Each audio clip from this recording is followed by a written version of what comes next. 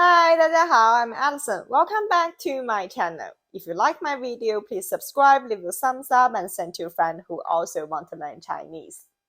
For this video, I will read it twice. The first time, I will read it very slowly, and then I will repeat it with normal speed. If you feel that you can understand everything in the first part, you can challenge yourself and listen to the fast version.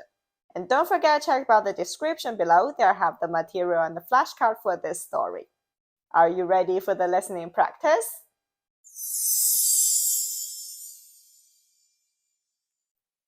最近在欧洲是复活节的假期，在中国也有假期，是清明节。在中国，放假还有一个特别的词，叫调休。在英语里没有这个词，因为在别的国家很少有这样的放假方式。调休的意思就是调整休息的时间。我们拿清明节假期举个例子。国家的规定是清明节的假期只有一天，就是4月4号。但是4月4号是星期四。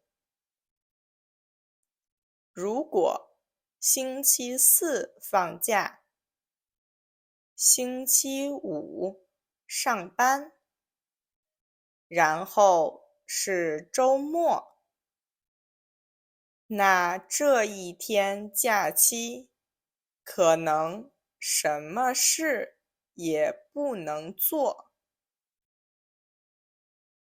为了让大家可以在假期安排更多的活动，就把4月5号星期五的工作日和星期日的休息日换一下，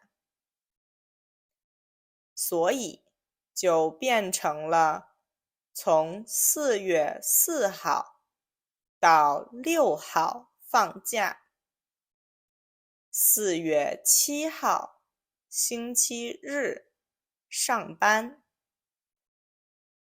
当然，大部分国家不会有这样的安排。很多中国人也不喜欢这样的放假方式，因为有的时候，虽然这个星期多放了几天假，但是下2个星期要连续上班，没有周末，感觉更累了。